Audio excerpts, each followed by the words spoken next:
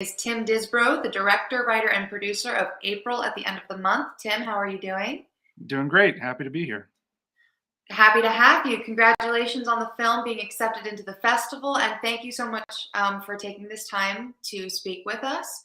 I did watch the film. I loved it. I'm really excited to ask you about everything that went on behind the scenes, but before I do you have anything you'd like to tell the live viewers about?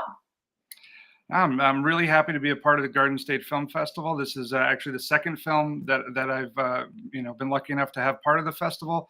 I made a film a few years ago that actually was part of the 2020 festival.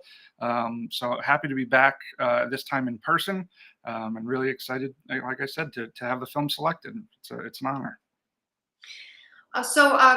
Tim, what was your inspiration for writing this?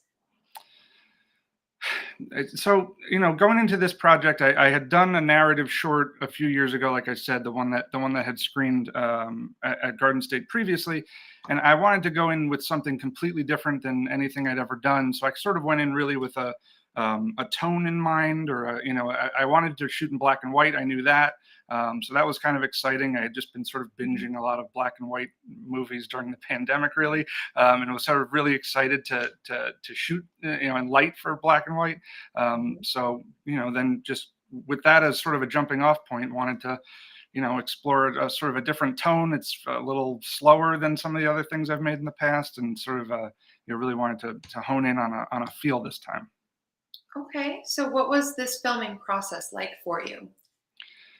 It was quick. It was fast. It was very sort of loose. There was actually no script, to be totally honest. It was sort of a couple bullet points written in a email, and then myself and the actress, Kristen, we just sort of riffed and came up with it, a sort of an outline as we went. It was a very loose process. I was a one-man band shooting the whole thing myself, it just came together very organically. It just over 2 days. So you'd say that this script was improvised?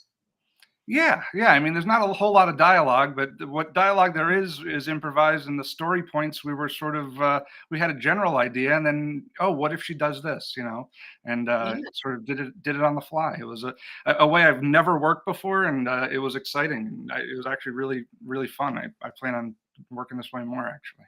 I'm gonna rewatch it and think to myself about the fact that it's basically improv. I mean, improv doesn't have to just be speaking, so that's Yeah. that's really cool that that was the approach that you took to it. So how did you find your actress? She's a friend. I've known her for a lot of years. She's friends with my wife, actually, and we're all a tight little friend group. And she's a stage actress. By sort of is by day is not the right way to say it, but she's mainly a stage actress. And I've seen her in some really great local productions, and always was looking for a way to work together. And after the pandemic loosened up, and it was time to get back out there and start creating again, we found some open days on the calendar and just said, well, what the heck, let's try and make something. So when did you film this? I guess was it last summer? I guess last summer Of 2021? of 2021. Yep, summer of 2021. Okay. I figure because it was a close friend of yours, there probably weren't really any restrictions with COVID and whatnot. So that's Yeah, good. we were So tested and safe and all that. So why did you submit to Garden State? Like, what inspired you with the Garden State Film Festival? I'm a Jersey boy, first and foremost, a proud New Jersey boy, and the Garden State Film Festival, like I said, I have had a project here previously, and I love that there's a homegrown category, and that feels like exactly what this project is. So even my production company is called Third State Media, which New Jersey was the third state. So it just seems like a no-brainer. Garden State, seems like the way to go. And I had a great, experience with the last time. So I was really, really looking forward to hopefully getting accepted, and really thankful to be a part of it again. Yeah, we're happy to have you back.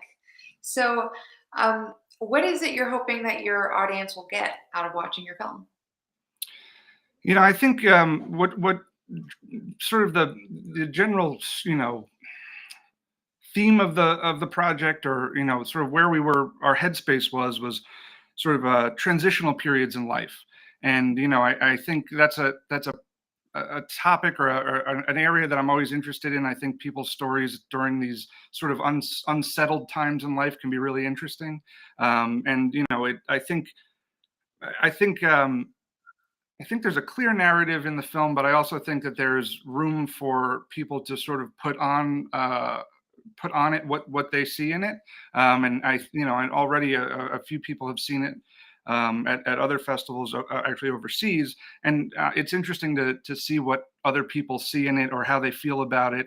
You know, and that's really been the most fun part is sort of hearing people's reactions to it and how they're connecting with it.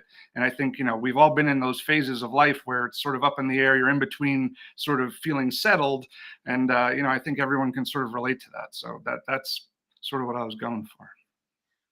Do you have any advice for other filmmakers?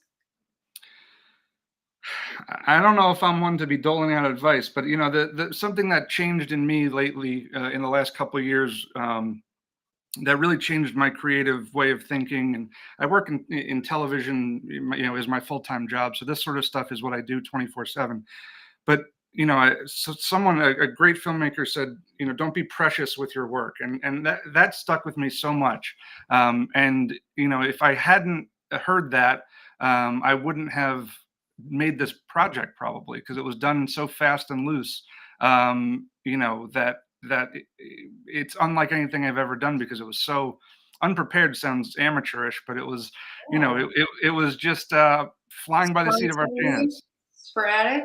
Yeah, it Yeah. was just loose and it was natural, and I say it was the most organic film I've ever made. You know, it just sort of came out, and it was just like, oh, and then this happens, and then that happened, and we just had the narrative just came flowing out. So I say just get out there and make stuff and let it come to you, and you know, use the creative energy, That's harness it.